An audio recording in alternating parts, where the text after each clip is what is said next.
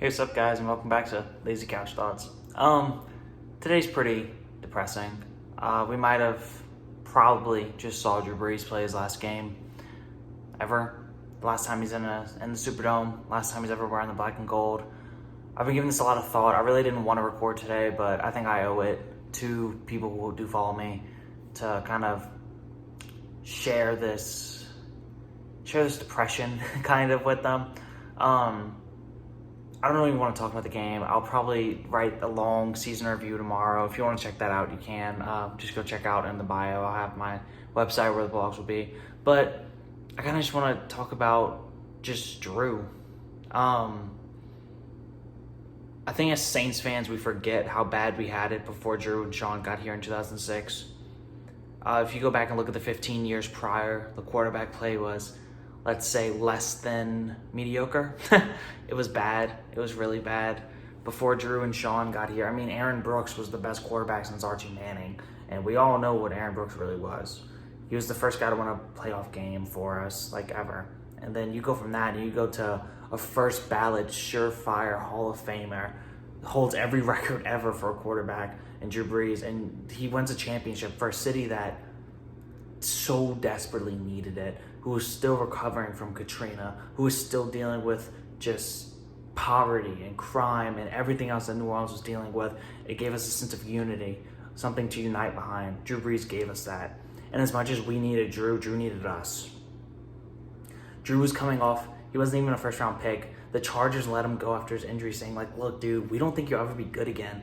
No other team in the league wanted him. We were the only team that gave him a chance. Sean Payton was the only person to give him a chance. And he came out and he rewarded us. Because as much as we needed Drew, we needed someone to unite behind after Katrina. We needed somebody to take over the Saints program and, like, teach us how to win and teach us how to go about winning football. He needed somebody to give him the opportunity. He needed to be able to prove to the rest of the league that he can play and play at a high level and be one of the all-time greats. What Drew Brees means to me, he means excellence in every aspect of life. He was a great winner on and off the field. He was a great leader. He gave the city something to rally behind, but he was also he led the team, not just the city. He was the face of New Orleans for the last 15 years, but he also taught the guys how to create a winning culture. If you go back and look at the Saints when Drew got here, the Saints were winning because of Drew. Now they're winning. They're just a championship caliber roster, and they don't need Drew anymore. As sad as that is to say, because if it was up to me, Drew Brees would be my quarterback forever. If Drew Brees didn't have to ever deteriorate as a player, he would be my quarterback forever. I think Drew's going to be excellent in whatever he does next, whether it is broadcasting, maybe it's coaching. His mind's still there. He's one of the smartest guys in the NFL, but man, it's so painful. I feel like we should have got him more than one. For all those years that the defense let you down, Drew, I'm sorry. For the years of the Beast Quake and the Vernon Davis catch and the Minnesota Miracle and the no call and the overtime game last year. All the years whenever we had historically bad defenses and missed the playoffs and you were still throwing for 5,000 yards and 40 touchdowns. Drew, I'm sorry. And just last night, guys, I think it's important to remember that this game wasn't just on Drew. He didn't play great, and it sucks because all the hot takes saying, like, oh, he's washed. This is the lasting impression and memory we're going to get, so those people get rewarded. I still don't think Drew's washed. But I think it is fair to say that he was the weaker link on this team. A team that had a top 5 defense, a team that has Alvin Kamara and Michael Thomas and a good offensive line. He probably was the weakest link, even though he still is, he's still a good quarterback, but I'm really not going to break down the game because it's just time and place. I'll probably do that on another time. But Drew, thank you for everything you did. Saints fans, try to keep the feeling of the current and the present out of this, because you're going to really look back and you're going to say, wow, I wish I appreciated Drew more. I wish I didn't slander him on the way out, because you got to remember what 2009 felt like. you got to remember what being a Saints fan meant before 2006 when he got here. Because we were the Aints. We were the losers. We were the don't even show your face when you go to the game because we're so embarrassed. And Drew came here and he brought winning football here. I see people on Facebook saying like, guys, like the younger generation, y'all don't get it. I went 30 years without seeing the Saints have a winning season. A winning season now is expected. A playoff run is expected now.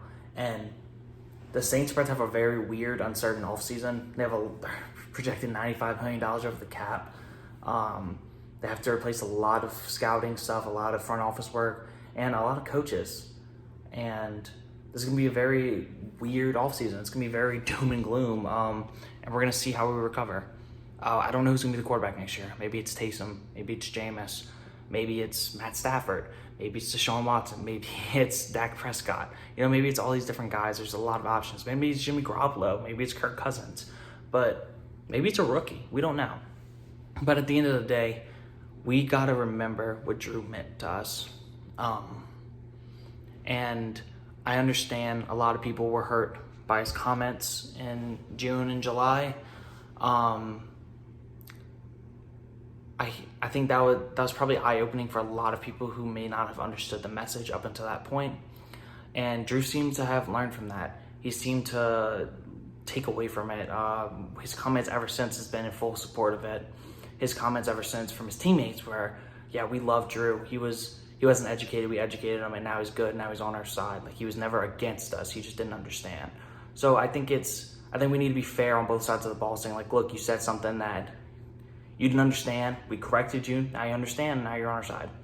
But in accordance and just kind of like in the light of Martin Luther King Jr. Day today, we can kind of all stand in unity, just kind of learn from that, as he taught just love and respect and unity for all and equality for all. I do think that's something Drew stands for. I think he was just kind of, we don't really need to talk about that. But Drew, thank you for everything you did for the city of New Orleans. Guys, please don't try and bash him on the way out. Please just remember everything he did for us, all the 5,000-yard seasons, all the victories, all of the smiles and hugs with teammates that he had, all the times that they showed his family in the stands, and we're just excited to watch Dad. And the moment after the game with Tom and Drew says everything I needed to know about what's going on in his head right now.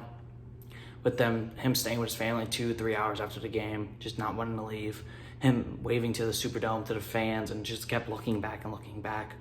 I'm sad it had to end like this. He deserves another one. He deserves more than one ring. And honestly, it sucks because I feel like the window could be closing. We don't know. This roster from 17 to now was a championship caliber roster, and we didn't win one. Whenever you have Sean Payton and Drew Brees for 15 years, two Hall of Fame coach and a Hall of Fame quarterback, you expect to win championships.